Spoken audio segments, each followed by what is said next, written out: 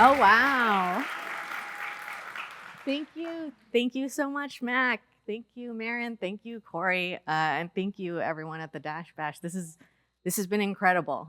Day one was amazing. I don't know about y'all, but listening to Lindsay and Alan and Lo and Aradhana and Reese, like, you guys, I was like 4 for 4 getting emotional and crying. So you nailed it. And so I'm really happy and honored to share this space and time with you. It feels really special. So my name is Michelle Higa Fox. I realized, Mac, I have to update my bio because I actually have 2 decades of experience as an animator and a director and a studio owner. And I'm now a group creative director at Buck. And over those 20 years, the work has shifted a lot. So today I wanted to talk about the pursuit of stamina and strategies for trying to find a sustainable creative career and figuring out how you stay in an industry that you love and how you can stay grounded and optimistic in the face of uncertainty. Because this is a really hard job that we all do, and it can take a lot out of you. So I wanted to start with some fun stuff and kind of give you a little context, like where did I come from? So I started my career in a director trio called Mixtape Club, and we made music videos like this. And they were weird and they were fun. And we loved mixing media. It was like the heyday of After Effects and trying to figure out how to mash all this stuff together. And later, after Mixtape Club, I opened my own studio called Slanted Studios. And that was all about trying to bring together motion graphics with interactivity. So we did AR experiments like this. We were like, hey, like how would you animate the eyes on a super cute robot? Or how could you use your body to control a particle system and like be able to be part of that magic? And that work led eventually to getting to work on a TV show. So I was the creative director on a Netflix TV show called Patriot Act with Hasan Minhaj. It's the hardest thing I've ever done professionally. But it was this opportunity to elevate motion graphics, right? It was not only the stage he was on, but it was supposed to be his co-star. It was intrinsic to the storytelling. And 4 years ago, I joined Buck, and that was this amazing experience to kind of work with these amazing artists who are weird and wonderful, and we could figure out how to get their art in real life, and we could get it into people's pockets. And so recently I worked on the Notion AI assistant. Thank you. And we really tried to push keeping that level of craft with handmade cell animation, even though it was interactive and going out to hundreds of millions of users. But when I say where did I come from, I think it's actually important to go back further because all of that relates to my approach to work, at least. So this is a photo of me. It's not photoshopped or AI. This is me at 2 years old. And it was 1982. And my family had always been into computers. My parents are both from Okinawan families, and they immigrated here from Lima, Peru. So what that means is that my grandparents and great-grandparents went from the south of Japan to South America on ships because that's where the jobs were. And at the time, that's where the best opportunities for them were. And they grew up, each one of 7 kids in these giant families, and they spoke a little bit of Japanese, but really they spoke Spanish. And they were running a bakery and a bodega in Peru. And my father came here to California in 1975. And at the time, he knew almost no English, and this is a true story. His first job in the US was sweeping the floor at a fortune cookie factory in Los Angeles. And he took ESL classes at night, and once they figured out that he had an engineering degree that he had gotten in Lima, he got promoted to the machine shop. and he got like a 25-cent raise. But he got to work on the machines that would like fold the cookies and like chop up the paper and squeeze the paper into the cookie, which is so cool. And he kept up with the night classes, and he went to a trade school, and that led to a job that had him working on the supercomputers you see behind me. And like those wires that you see on the right that are, you can see them in the computer there, like his job was when one of the wires failed to figure out like which wire was broken.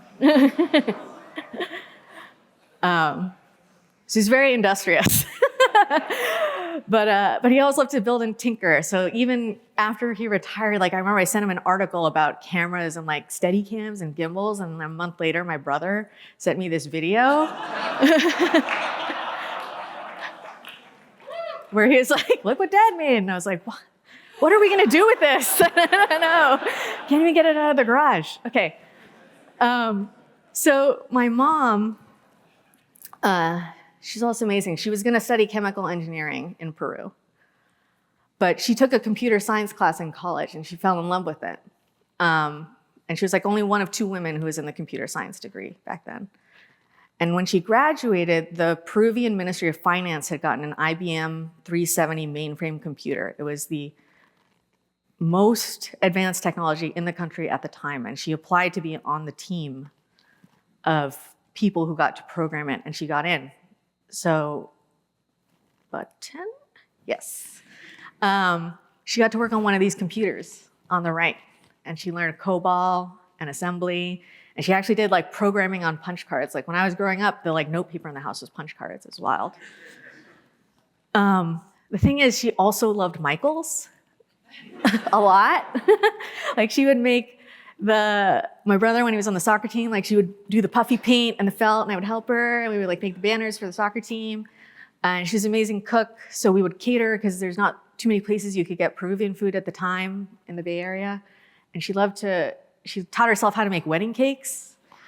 So for all of our family and friends, she would make these wedding cakes. And so growing up in a house like this, it kind of felt like this. Like I found this video from a couple of years ago where you have this multi-generational, multilingual family, and we're gonna make dozens of tiny wedding cakes for Cindy's wedding and make them for ourselves. So growing up in that family, I learned, what did I learn? I learned chaos is okay. I learned that technology is super cool. I learned that women are good at computers.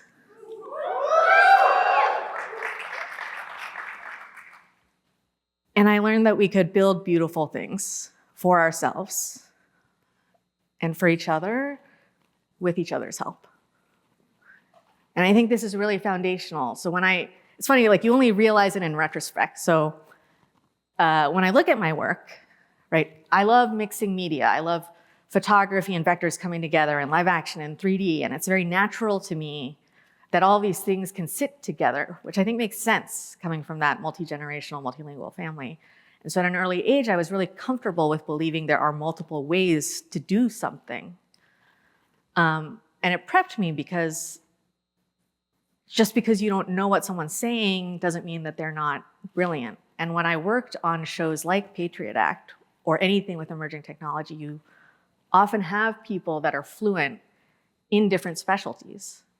So on Patriot Act, there was comedians, there were journalists, there were amazing live TV producers, and then there were motion graphics artists.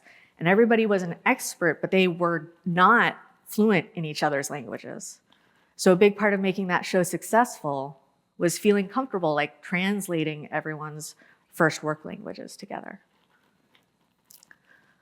So now I think hopefully you have a better sense of where I came from. But here's what I'm struggling with now. And it's a reoccurring question. I think this one's gonna get a laugh line too. But how do you retire from motion graphics? How? And you hear it from people in their 20s, and you hear it from people in their 40s and their 50s, and like we're joking sometimes, but like sometimes there's like a line of fear under that joke. Because Because, let's be honest, like the industry can be really uncertain. And the job market has been rough recently, and budgets are shifting, and AI, no one really knows what that's gonna mean for the future. And I don't have the answer. This talk does not have the answer. But I have some field notes and moments that have helped me try to build something sustainable so far. So I've been thinking a lot about longevity. And there's this sci-fi author, her name is Octavia Butler. She's amazing. And in the back, I finished reading one of her books, and in her bio, she said, "I'm a 47-year-old writer who can remember being a 10-year-old writer and who expects someday to be an 80-year-old writer. And I am also comfortably asocial, a hermit in the middle of Los Angeles." And this blew my mind because I was like, oh, I've never thought about being an 80-year-old anything. And I was like, could I be an 80-year-old animator? Like, what does that even mean, And so that really opened something up for me. And so I wanted to talk today about this idea of building a creative life that you can live inside for the long run. And not so much like how to optimize for the next gig, but figure out when you're asking yourself, is this still working for you? Do you still feel connected to the work? You can hopefully say yes. So we're gonna do that. I'm gonna step through 5 stories, 7 chapters. Hopefully you'll connect with at least one of them. But we're gonna start with the idea of cultivating stamina. And so the story I'll start with, talking about stamina, is another music video. We did this music video for My Morning Jacket, and I remember it was so hard. Like we didn't know what it was gonna look like. And we finally cracked it, like this style frame. And then I called my boyfriend that night, and I was like, okay, I have good news and I have bad news. He's like, cool. I was like, good news, we figured out what the music video is gonna look like. He's like, great. I was like, bad news. There is no way we can execute this style in the 4 weeks we have left. And it was hard. Like we stayed up all night. It was one of those classic stories. And a couple months later, my boyfriend moved in with me, and he came out of the bathroom, and he one night, and he was like, hey, Michelle, what's magic mouthwash? And I was like, why are you creeping in my cabinet, dude? That's not cool. And then I was like, well, magic mouthwash is the prescription a doctor gives you when you work so hard that your immune system drops and you get extremely painful mouth sores. And then you need to get magic mouthwash to make the pain go away so that you can finish your music video. And, I think some of us, I think it's a thing that a lot of people go through, and you might even see it as like a rite of passage, right? And I'm not here to judge, but I am here to say, you cannot do this for years and years. You cannot have an ongoing sustainable career if you're working so hard that your boyfriend finds magic mouthwash in your bathroom. So I wanna articulate this with the idea that endurance is not stamina, right? Endurance is that white knuckling, I'm gonna stay up all night, I'm gonna skip meals, I'm gonna cancel my friends, and it gets you through the sprint. But stamina is what lets you get through the seasons of life. Stamina is how you can show up day after day and stay connected. And so how do you achieve stamina? I wanna ask you, what if you raised the floor instead of the ceiling? That might seem a little confusing, so we're gonna get more into it. But a ceiling goal, for me, it was those goals I had in my 20s, right? I was like, it would be so amazing if I could animate something for MTV. I wish I could freelance at PSYOP or Buck. It'd be amazing. Or oh my God, could I get something on Motionographer or Wine After Coffee or Vimeo staff picks, It's those goals that you have. And And you might work as hard as possible to do that. And that's, for me, that's what ambition looked like. And I think of those as like ceiling goals, but also because you're reaching and like you don't know how hard you're gonna have to push. You're not thinking about how hard you have to push, and you might crash after you try that hard. And at least for me, there came a time when I couldn't play the game the same way anymore. It's different for everyone. There might be a life change where you have to become a caretaker for a loved one. You know, health comes into play. And I realized I had been measuring success only by the highs, right? I was reaching, crashing, bouncing back. And so I shifted my focus. And instead of asking what's the highest high I can reach, I started asking what's the worst day I'm willing to have, and trying to make small changes so that the worst day ever was not that bad, right? The worst day ever meant, oh my gosh, I can't believe I had to work till 7, but I still got home in time to put my kid to bed. And that's my new floor. That's the worst day. And I had to rethink, like, what ambition would cost me. I had to ask myself, what are my non-negotiables? I think there were a lot of talks yesterday that talked about this too. And figuring out how I could build a compassionate life for myself and my loved ones, because you can be ambitious, but you can also be ambitious about your daily life. So, you know, success doesn't have to be about just chasing those highs. It can be about making the lows gentler. And so if you can focus on your foundation as much as or more than those highs, you know, you never know. You might end up in a place where it becomes easier to reach for those goals in a way that feels tenable. So that's stamina, building a foundation that lets you keep going. Next, I want to talk a little bit about the stories we carry in our heads and how we unpack them. I want to talk about the idea of assuming generously. Because you could ask yourself, you know, what if it's all good? What if instead of jumping to conclusions or trying to like mind read, we had a lot of like, was trained to mind read a lot in my family. What if we started with trust? And so there's a quote with Brene Brown that stuck with me for years. She said, all I know is that my life is better if I assume that people are doing their best. It keeps me out of judgment, and it lets me focus on what is and not what should or could be. And so she was talking about this in the context of like having a difficult moment at work with a coworker. And she was venting to her partner. And he said, what if your coworker's doing their best? And she's like, there's no way. There's no way he's dropping the ball. And her partner was like, okay, but what if this is really his best right now? And that stopped her, because if it was her coworker's best, that meant that maybe something else was going on, right? Maybe that coworker was overwhelmed. Maybe that coworker needed help. And regardless of what was going on, maybe judging him wasn't helping either of them. And so that really resonated with me. And I don't always know if people are doing their best, but I do know that if I assume they're doing their best, my life is better, because it opens the door for compassion, and it opens the door for curiosity and for connection. And an exercise that helped me with this, I learned from Andrea Garfield, who's an amazing business coach. But she taught me to, when something is difficult, write down with pen and paper 20 reasons why. So I want everyone to imagine like you just had one of those like not great client calls, like the bad ones, okay?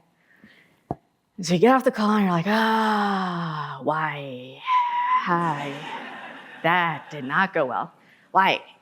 Okay, and you're like, I blew it. You're like, okay, 1 down, 19 to go. You're like, why? You're like, our creative wasn't good. We were confusing. We went after the wrong ask. You're like, I'm not a good director. I suck. Okay. Got that out of your system. That's only 6, so you need 14 more. Okay, maybe they've already tried this and you didn't know that, and there's no way you could have known that. Maybe it's a fake triple bid. You never had a chance. They're just humoring you. It's out of your control. Maybe the internet was bad and they actually couldn't hear your audio, but they were too polite to tell you, and that's why they looked confused. I swear this happens. Maybe this person's on a PIP. Maybe they're fighting with their boss and you don't know about it. Okay, you're only halfway there. Okay, maybe they're hungover because they had an awesome night last night. Maybe their kid's sick and puked on them. Maybe someone stole their parking spot and a bird pooped in their car and that's why they're in a bad mood. I don't know, Mercury's in retrograde. It's raining. They don't like kittens. You never had a chance. Usually what happens by the time you get to 20, it's not that you know any answers, but it's like enough to break you out of your thinking, which I find helpful. So basically by the end, you're like, okay, it's not about me. I need to move on. And so in this story, you're the one that's trying to mind read. But I wanna look at it with a story from the other side too. So when I was running Slanted, we used to do Monday morning stand-up meetings with the whole team. And one morning, I was running the meeting and I noticed the vibes were off. And I was like, that feels weird, whatever. Keep going through the meeting, going through the projects. We break. I go into the back conference room with my executive producer, going through, and the vibes are like still off. So I was like, Jen, are you okay? And she was like, yeah, are you okay? And I was like, me? Yeah, I'm okay. And then she said, are you sure? And I said, what do you mean? Why wouldn't I be okay? What are we talking about? And she said, oh, we all thought you were mad at us. And I was like, what? And she was like, yeah, we're all trying to figure out what we screwed up and what you're mad about. And I was like, you guys didn't screw up anything. Everything's great. And then she's like, okay, if you say so. And I was like, what? And I was like, oh, I got in a fight with Stuart this morning before I got to work. And she's like, oh. And I was like, but I left that behind. I left that at the house. We're at work now. And she was like, oh no, you did not leave that behind.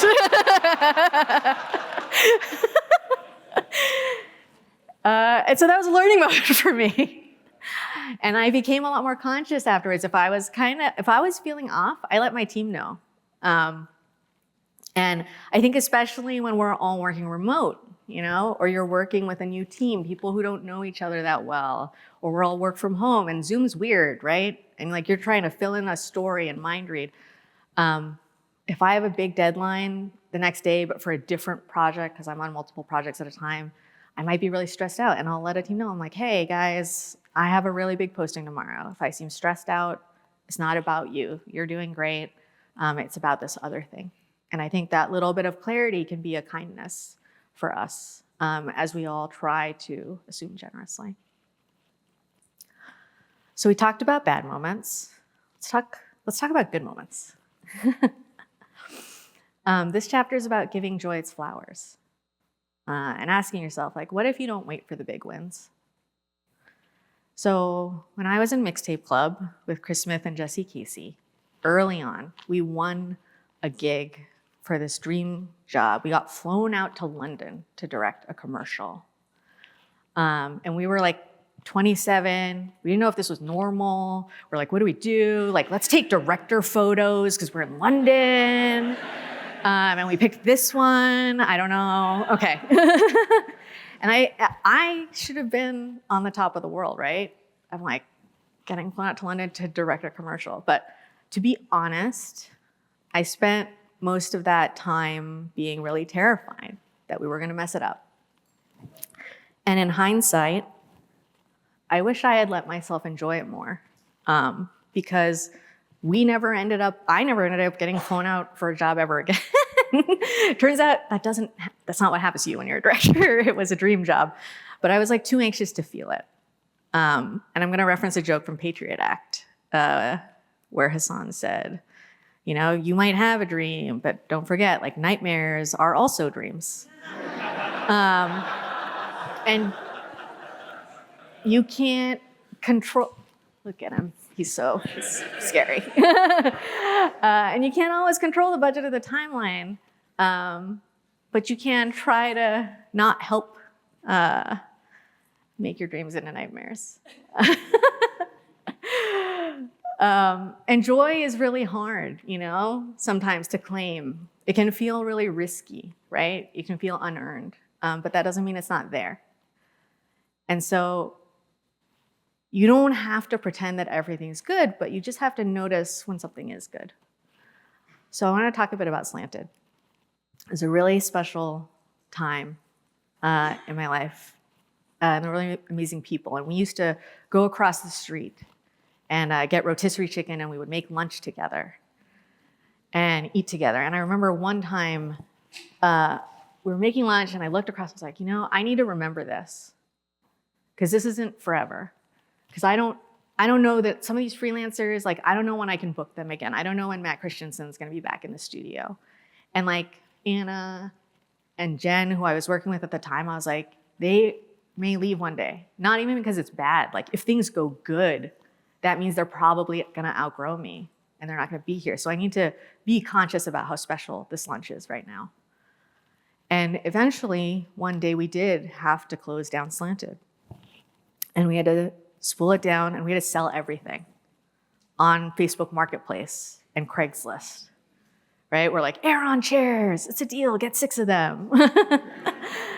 And as we were selling everything, we kind of made the conscious decision to buy roller skates. And we went full Mad Men.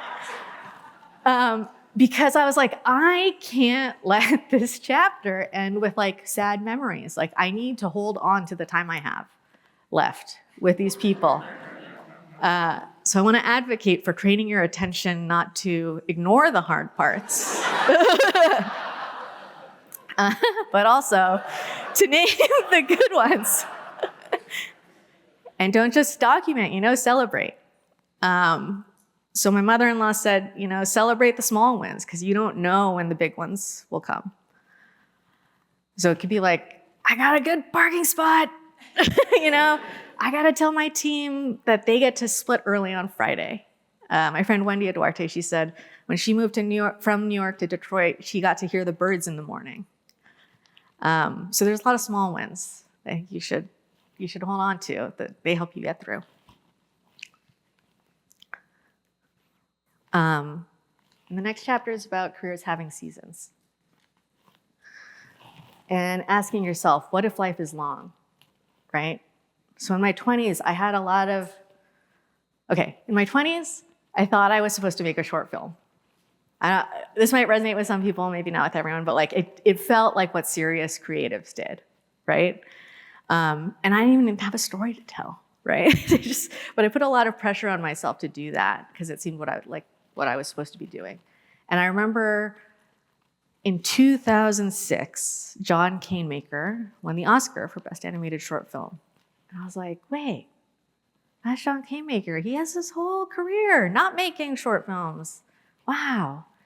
And he had actually made this short film about his relationship with his father, who had recently passed. And I was like, wait, maybe I'm not supposed to be doing this right now. Maybe I'm not even gonna be able to have a story to tell until I'm 60 or 70 or 80.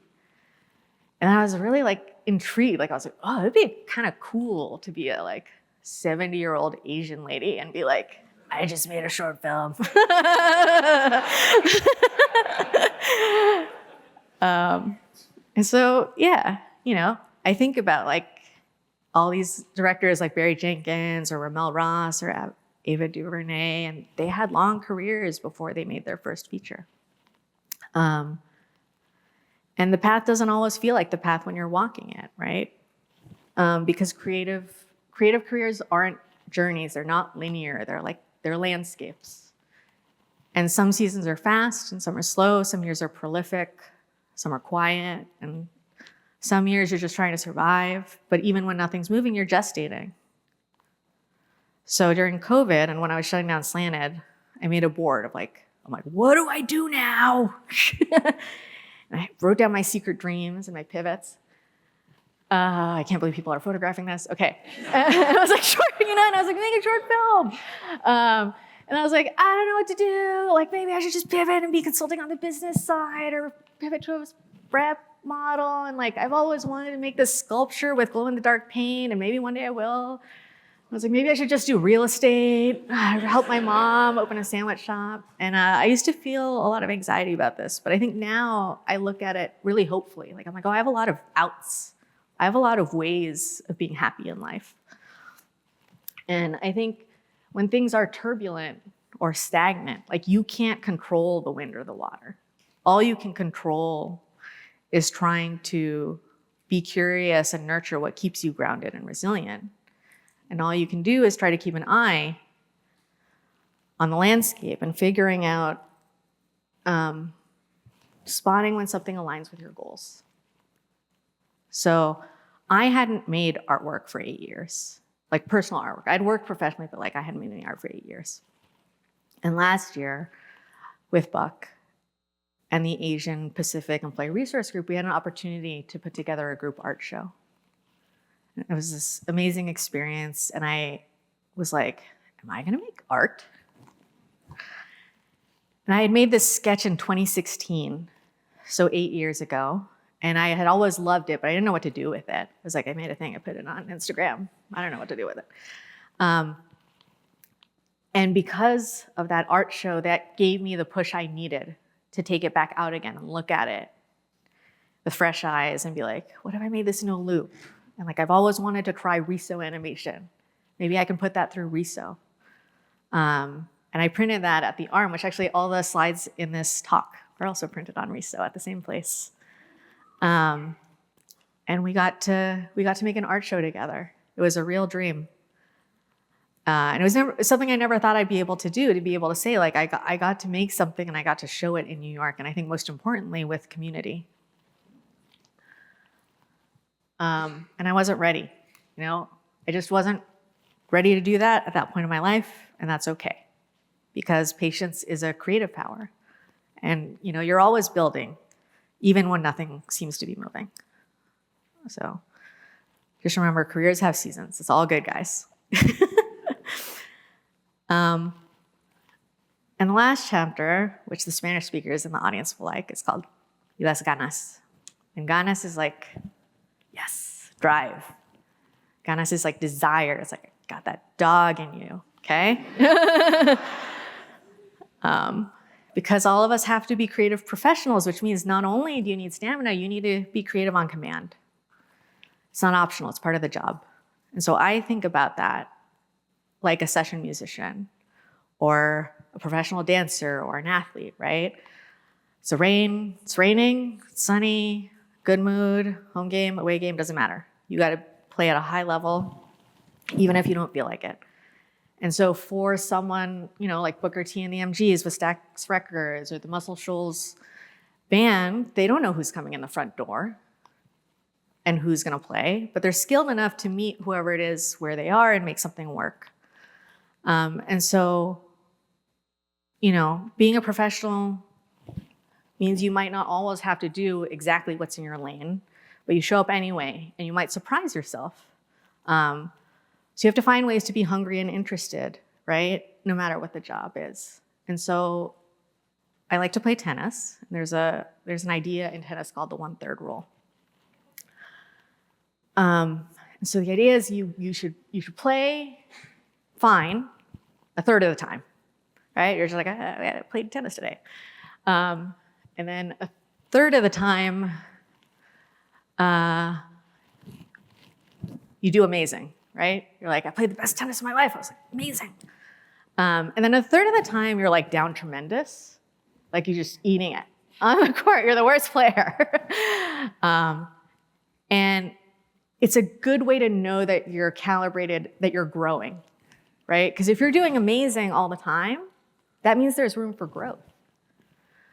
But if you're drowning, you might have like bumped up to that intermediate class and you should have stayed in advanced beginner a little bit longer. But also, if you have a bad day or multiple bad days, because 1 out of 3 is a lot. If you have multiple bad days where you're having confidence crises, that doesn't mean you're bad at your job.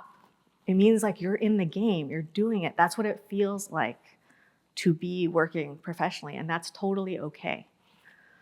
So as an exercise, we wanted to map this to the old adage of one for the meal, one for the real.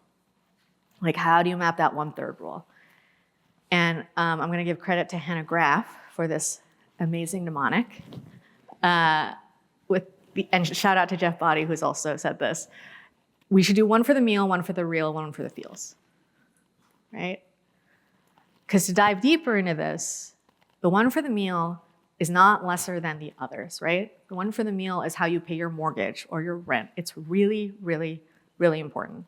But it's also how you build your craft. It's how you learn to make those like silky keyframes. It's how you learn to build a client relationship. It's where you might be mentoring someone or getting mentored by someone. The meal jobs are really important and have value. And even when I was running Slanted, I still freelanced. Like, it's not like a black and white, like you could go from freelancing and then you magically have a studio, at least for me. I had 2 full-time employees, W-2, and I still freelance lead composited this spot. This is the last spot I did actually for L'Occitane for Hornet. And I was grateful because I loved working with Eve and Des and had a great time, and I needed to keep the lights on as I was growing my studio. So the meal's necessary. One for the real, I'm gonna scoot over here. I didn't love when it was a dichotomy that was supposed to be the prize, because there are times where the one for the real might not totally align with you. It's where you find your voice, but it's where you find your professional voice. It's how you figure out how you show up for clients, right? But then it's also, you have to do professional development. You have to look at what's in the landscape and what's popular. You might be steering your portfolio towards that, and there's a chance that doesn't resonate with you. But you do have to work on one for the real, and it can be rewarding, right? You gotta find your way into it. But oh wow, I didn't think about this. Okay, now I'm gonna walk over here. Oops. Okay, one for the feels. This is the one that feeds you, but it feeds your soul, right? And it's where you're finding your voice, but it's where you're finding your voice without a client. And sometimes this is at your job, but sometimes this isn't at your job, and that's okay. And so my hope in looking at things this way is that it helps you find your why. And it helps you figure out, where you can find your ganas.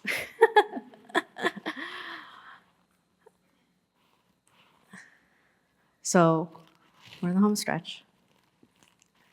How do you find your way onwards? And what is a strategy? This slide's for Marla. A strategy is a plan for long-term goals under conditions of uncertainty. So we're gonna go back. How do you retire from motion graphics?